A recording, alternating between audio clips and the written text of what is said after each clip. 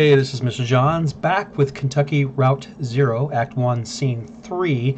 In the meantime, I did look up, just because there's some language, I looked up what the rating is.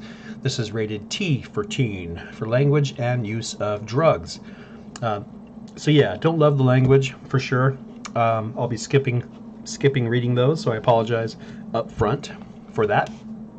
And secondly, it looks like the drugs they're referring to, and it explains that over here, rating summary. It says there's one scene depicting a doctor administering an anesthetic drug. It's a painkiller. So that's it. So it's not like serious drug use. So anyway, warning, heads up. Also, this game is available for Windows PC, PlayStation 4, Nintendo Switch, Xbox One. All right, so we find ourselves, Act 1, Scene 3, at the on-ramp to the Kentucky Route Zero. So let's talk to our dog, Blue. I'm going to brush some dirt off of Blue's hat, and I can say, how's it going, Blue? Or, take it easy, Blue. How's it going, Blue? Huh, not sure that lady was right about the on-ramp to the Zero being here. Or, hey, you got something on your hat. Okay, I'll say that. You got something on your hat, Blue. Been digging in Lysette's flowers again? Or did you pick that up on the road? I don't even know why this matters, this dialogue, but you never know. Don't you ever get tired of nosing around strange places? Or you like it out here, don't you? Picking up strange dirt on the road.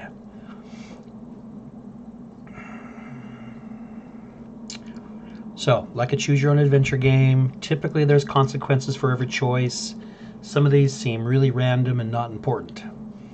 So, I'm just going to say the second one here. You like it out here, don't you? Picking up strange dirt.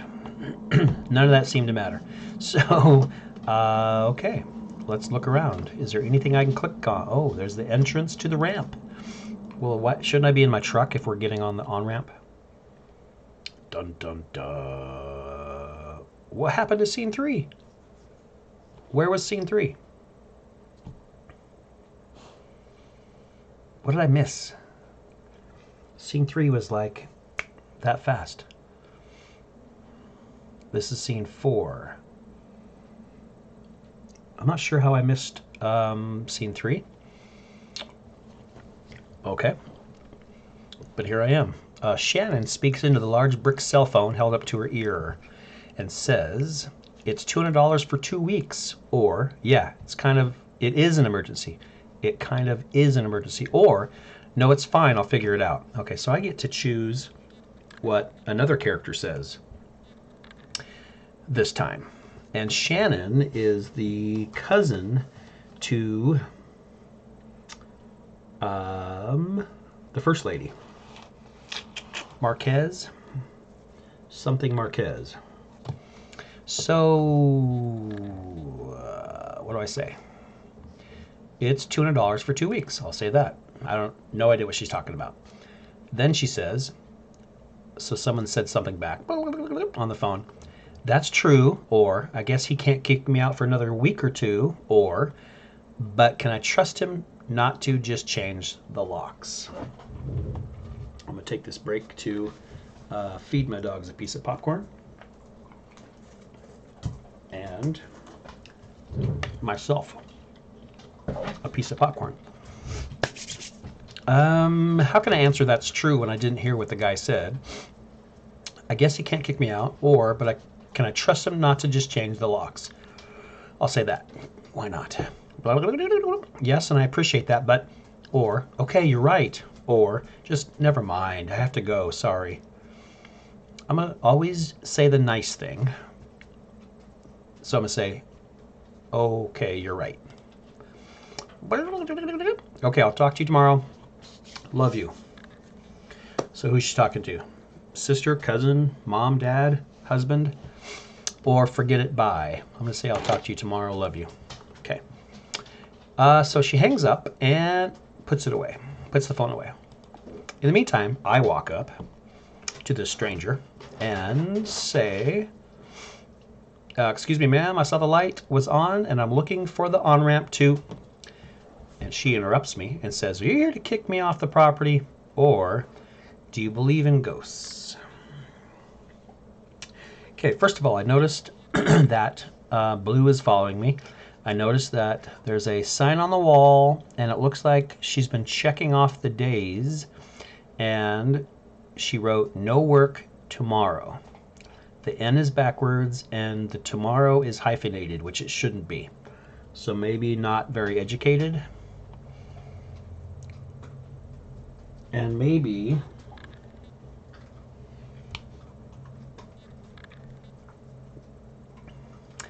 she's talking about, maybe she lives down in, maybe she lives here, wherever this is, and they're going to kick her out in 2 weeks.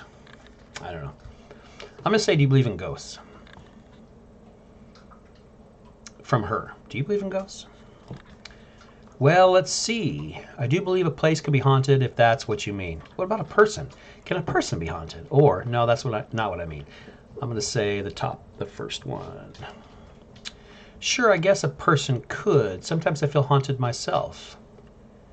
And she says either, what haunts you? Or, me too. Gosh, which one here? Do I say something more about, so she finds out more about me? Or maybe I'll find out more about her. Me too. Well, I'm going to go with the question. What haunts you? Conway says, bad decisions, I guess. Wasted youth. Well, look. Here's what it is. I drive deliveries for a shop called Lissette's Antiques, and I'm out trying to finish this job. You're making a delivery to the mine? Or what kind of stuff are you hauling? So what do I answer here? You're making a delivery to the mine? I'll go with that. Oh, no. I have a delivery for 5 Dogwood Drive, and I can't remember ever seeing that address before. Now I heard I need to take a highway called the Zero. So I met this young lady, name of Weaver Marquez. That's the name, Weaver Marquez. I should write that down. Oh, I did. Weaver Marquez. And she sent me this way. So here I am. Uncommon kind of place for an on-ramp. Uncommon kind of place for an on-ramp. But that's what it's been like so far anyway with... Then she says, what? And I can say, Weaver Marquez. Do you know her? Or the Zero. Is that around here? I'm going to say Weaver Marquez. Do you know her? So you saw her tonight. I know Weaver. She's my cousin. I'm Shannon Marquez. Oh, you're the one who fixes televisions, or, I get it, she tricked me. No, I'm going to say, you're the one who fixes televisions. That's right. Did she tell you that too? Of course she did. It sounds like she was making the TV thing up, right? Did she tell you that too? Well, maybe she does. It's like she's told other people that her cousin fixes TVs. Weaver doesn't lie. One time when we were younger, she told me my dad had been in a terrible car wreck. There was crushed metal everywhere, and we'd be hearing it echo through the house for years, she said. I was very upset, crying, and then my dad walked in the door, just come back from a trip to the junkyard collecting scrap metal to fashion into wind chimes. So didn't she just say that Weaver doesn't lie? And then she tells a story about Weaver lying. Right? Like she said her dad had been in a terrible crash. There was crushed metal. They'd be hearing it echo for years. And then her dad walks in the door. I don't know. I was angry, but she said it wasn't a joke. It wasn't a lie. At the time, I thought she meant it was a riddle or a puzzle. So maybe if she doesn't lie, that did happen. And there's a time warp or something like that. But Weaver's not a puzzle. She's a mystery. So maybe the Zero is down here somewhere. Or, so what are you doing down here, Shannon? Okay, I'm going to go with my rule, which is always find out more about the people in a game like this. Even though I want to find the Zero, I think the right thing is always to ask more questions. I talked to Weaver earlier this evening too, or anyway, she talked to me. It's hard to tell if she's listening sometimes. Weaver told me I had to come down here to the old Elkhorn mine. She said I'd find something I've been looking for. What are you looking for? I'm not exactly sure. I have a few ideas. I'll know it when I see it. It's not such a bad thing, you showing up now. All told, I'd rather not go down there alone. Your dog should stay up here, though. It's no place for a dog. This is an old mine. It runs pretty deep and tangled. If we're going to go down into it, find your on-ramp and whatever else, we've got to keep our bearings. I don't want to get turned around. I've got some gear here to measure conductivity, frequency response, stuff like that. Maybe we can find a way to put a signal out ahead, do some analysis, and figure out what kind of topology we're up against. Now wait a minute. My take on her was that she wasn't educated. That's wrong. She sounds like a scientist. So maybe the sign on the wall back here wasn't her. She just happened to be standing by it when she was talking on the phone. So, sure, let's look around. Okay, let's do that. So do we walk? And blue is going to stay there. Blue, stay there. Blue, stay. Blue, stay. Stay. He's still walking. Stay. Okay, good boy. Just want to make sure. Okay, here's a PA system. PA system. Okay. That runs into the mine's PA system. Do you think it still works? Well, there's only one way to find out, or the little light on the front of it is off, which is what I'm going to say. Oh, there's no power. Yeah, okay. Even when this old mine was up and running, it was tricky to keep stuff powered. Seems like that's what the guy at the gas station said too, right? The power has been weird lately. You know, the miners used to have to pay just to run the fans and the lights, yeah? They got paid in these plastic tokens, coal scrip, you know? And if you want to run the fans for a bit to clear the air up, well, you have to put a token in. Wow, they made you pay. They made the workers pay for clean air.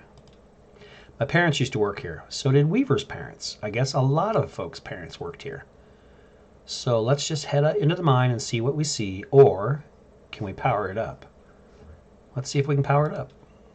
I bet we just have to free up some power for the PA system. Everything is rationed. Here, set up that lamp of yours, and I'll go unplug these ceiling lights. Conway clears his throat nervously. Or Conway tries to think of something clever to say. Or he fidgets with the change in his pocket. I'm going to clear my throat nervously. I heard the speakers back here crackle a bit. It's on now, right? Try saying something into the mouthpiece. So I'm going to say, well, okay, I hear you. We need to measure the echo delay time and figure out how deep the tunnels run. Just make some noises into the mouthpiece. All right, so I can either tap on the mouthpiece, or I can rub a finger along the surface of the mouthpiece, or I can clear my throat. I'm going to tap, because that's what I usually do. Tap, tap, tap, tap. Okay, now I can scrape a coin across the mouthpiece, I can knock on the table, or I can hum a deep tone. I'm gonna hum. I can spit, I can whistle, I can blow. I'm gonna blow. That's a long delay. These tunnels run deep. I bet some of them have ruptured or joined up with a cave system. All right, I set up my spectrum analyzer, so just say something into the mouthpiece and we can get a sense for how narrow the mine tunnels are. Don't be shy. Just say anything that comes into your head. Tell me a story about something. Or what did you have for breakfast today? Let's see. I'm going to go with a story because we could learn more about Conway with a story than breakfast with Lisette.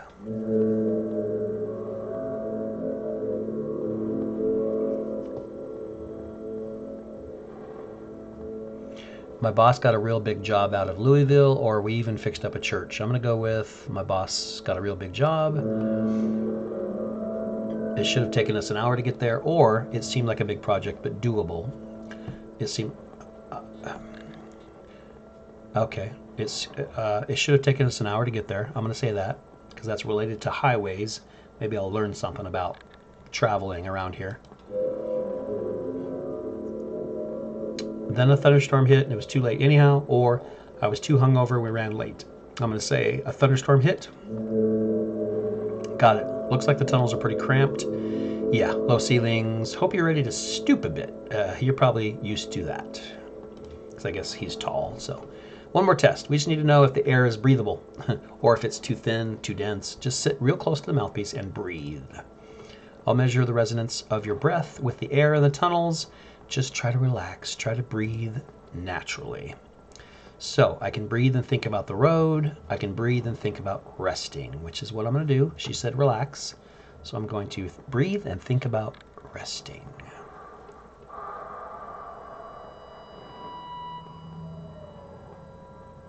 I can breathe and remember a moment earlier in the day, or I can breathe and remember a moment when I was younger. Now I don't know, which is more stressful.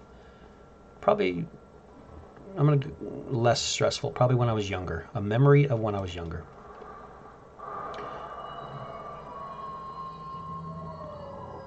Getting some pretty strong readings here. I think we're in good shape, but keep at it for a minute.